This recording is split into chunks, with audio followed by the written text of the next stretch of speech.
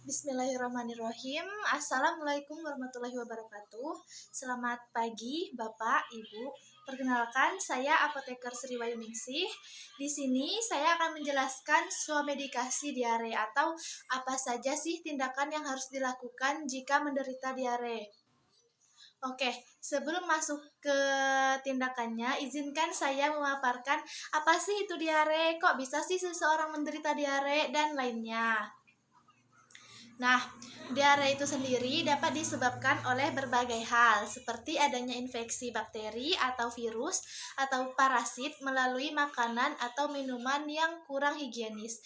Jika seseorang terkena diare akibat mengkonsumsi makanan atau minuman yang kurang higienis, atau misalkan berkunjung ke suatu tempat, maka diare itu disebut traveler's diare. Selain itu, diare juga dapat disebabkan oleh ansietas atau rasa cemas, keracunan, konsumsi susu atau produk susu pada orang yang kekurangan enzim laktase yang menguraikan zat gula laktosa yang terkandung dalam susu, konsumsi obat-obatan tertentu, atau adanya kondisi penyakit akut atau kronik lain yang dapat memicu kondisi diare. Nah, diare persisten, diare kronik, diare pada pasien yang sedang hamil, diare yang disertai dengan fesus yang berdarah atau berlendir, diare pada anak kurang lebih dari 6 tahun, dan diare yang disebabkan oleh dehidrasi berat harus dikonsultasikan dengan dokter terlebih dahulu sebelum dilakukan pengobatan yang tepat. Sedangkan diare akut yang bukan disebabkan oleh infeksi bakteri atau virus atau parasit, konsumsi obat tertentu atau kondisi penyakit tertentu dapat diatasi melalui swamedikasi, yaitu pengobatan sendiri oleh pasien dengan mengkonsultasikannya dulu dengan apoteker yang ada di tempat terdekat oleh pasien. Diare ini seringkali dianggap sebagai penyakit yang tidak berbahaya. Akan tetapi, berdasarkan data WHO, diare menyebabkan 760.000 kematian pada anak di bawah 5 tahun.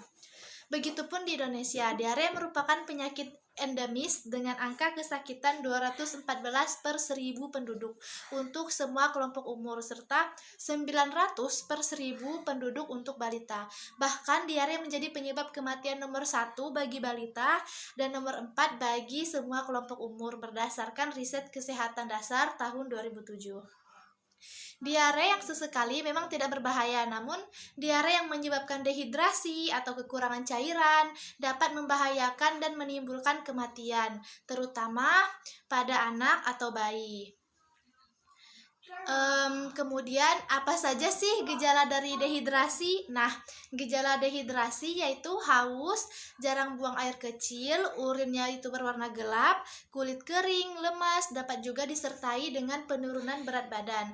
Gejala dehidrasi ringan hingga sedang pada anak yaitu gelisah, rewel, mata cekung, mulut kering, sangat haus, kulit kering. Sedangkan gejala dehidrasi berat pada anak yaitu lesu, tidak sadar, matanya sangat cekung, mulutnya sangat kering, malas, atau tidak bisa minum. Kulitnya juga akan sangat kering.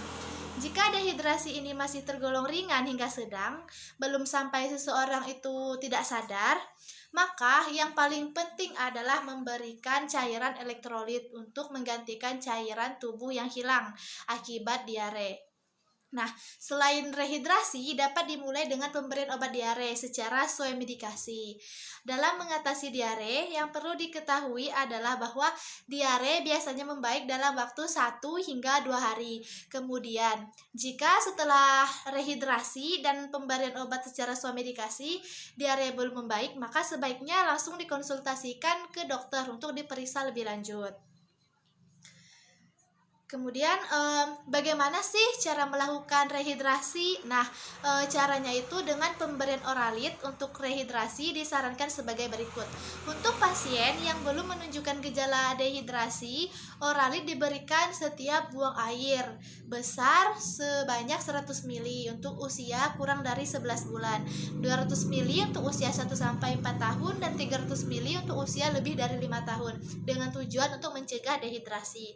Kemudian untuk pasien yang telah menunjukkan gejala dehidrasi, Oralit diberikan sebanyak 300 ml untuk usia 11 bulan, 600 ml untuk usia 1-4 tahun, dan 1,2 liter untuk usia lebih dari 5 tahun selama 3 jam pertama. Sedangkan selanjutnya diberikan 100 ml untuk usia kurang dari 11 bulan, 200 ml untuk usia 1-4 tahun, dan 300 ml untuk usia lebih dari 5 tahun. Setiap buang air besar untuk mengatasi dehidrasi.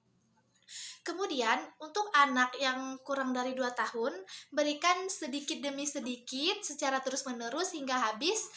Jika muntah, maka tunggu 10 menit dan berikan tetes demi tetes agar anak tidak menolak.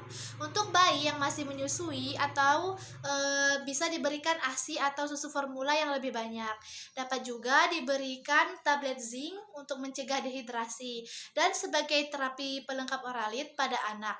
Tablet zinc ini dapat diberikan sebanyak 10 mg per hari untuk umur kurang dari 6 bulan dan 20 mg per hari untuk umur lebih dari 6 bulan.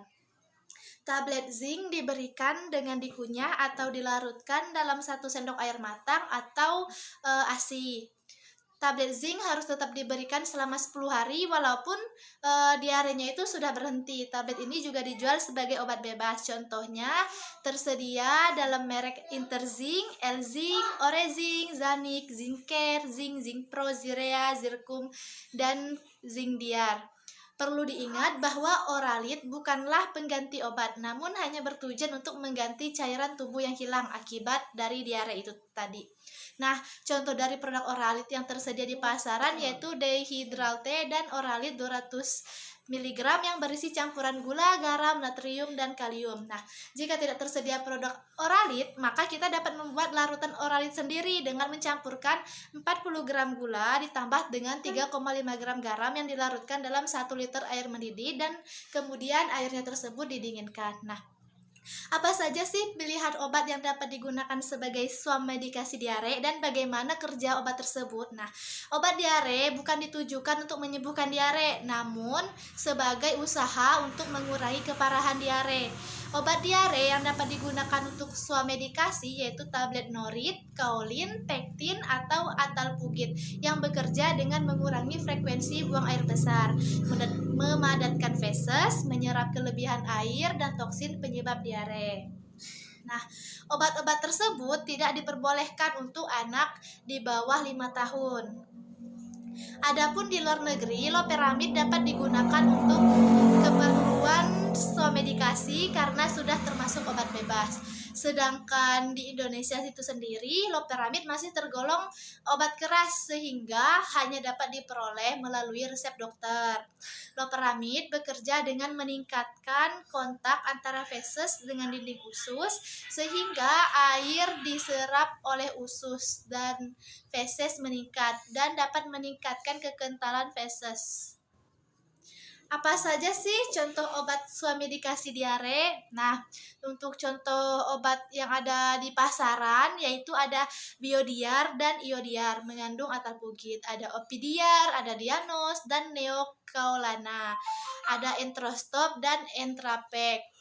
Selain itu, dapat juga digunakan obat seperti Diapet yang mengandung ekstrak daun jambu biji. Kemudian kalau ada yang nanya di mana kita bisa memperoleh obat swamedikasi diare, nah obat yang mengandung Norit, Kaolin, Pektin, atau Atalpugit memiliki logo obat bebas, yaitu bulatan berwarna hijau yang dibatasi dengan garis lingkaran hitam. Obat ini dapat diperoleh oleh apotek terdekat dengan mengkonsultasikannya terlebih dahulu dengan apoteker agar dijelaskan lebih lanjut mengenai obat tersebut dan memaksimalkan pengobatan. Adapun dosis yang tersedia yaitu biasanya tablet Norit 250 mg serta kombinasi 600 mg untuk Kaolin atau Atalpugit dan 50 mg untuk Pektin. Kemudian, kapan sih harus minum obat medikasi diare? Nah, untuk obat kaolin atau pugit pektin dapat dikonsumsi 1 tablet setiap buang air besar dengan mengkonsumsi maksimum 12 tablet per hari untuk orang dewasa atau maksimum 6 tablet per hari untuk anak 6-12 tahun. Nah, obat tersebut tidak boleh dikonsumsi jika seseorang yang menderita diare disertai dengan demam. Perlu terhindar dari kondisi konstipasi atau sembelit, memiliki obstruksi usus atau alergi. Nah, kemudian berapa lama sih kita diperbolehkan untuk mengkonsumsi obat medikasi diare? Nah, untuk obat kaolin atau pugit pektin seperti yang telah dijelaskan di atas hanya boleh dikonsumsi selama 2 hari. Jika setelah 2 hari diare belum membaik, maka sebaiknya medikasi diare dihentikan dan dilakukan konsultasi dengan dokter terlebih dahulu untuk pemeriksaan yang lebih lanjut. Kemudian, apa saja sih efek samping yang mungkin ditimbulkan oleh obat medikasi diare? Nah, untuk obat kaolin atau pugit pektin itu dapat menyebabkan konstipasi atau sembelit sebagai efek samping. Kemudian, apakah wanita hamil diperbolehkan untuk mengkonsumsi obat medikasi diare? Penggunaan obat anti diare tanpa resep tidak cocok untuk digunakan selama kehamilan, sehingga wanita hamil harus berkonsultasi dengan dokter terlebih dahulu. Sebelum dilakukan pengobatan diare yang tepat, jadi harus dikonsultasikan dulu. Nah, selain melakukan rehidrasi dan mengkonsumsi obat medikasi diare, apa saja sih yang perlu diperhatikan? Nah, sebaiknya berhenti makan dan fokus pada pemberian cairan elektrolit. Setelah itu, secara perlahan-lahan makanan dikonsumsi seperti biasa kembali dalam beberapa hari. Adapun makanan yang diperbolehkan, sebaiknya makanan yang mudah dicerna seperti biskuit, makanan yang tidak berlemak, makanan tidak pedas, makanan tidak tinggi gula. Hindari makanan padat atau sebaliknya makan makanan yang tidak berasa seperti bubur, roti, pisang selama 1-2 hari. Selain itu juga perlu menghindari minuman bersoda karena dapat memperbaiki kondisi diare.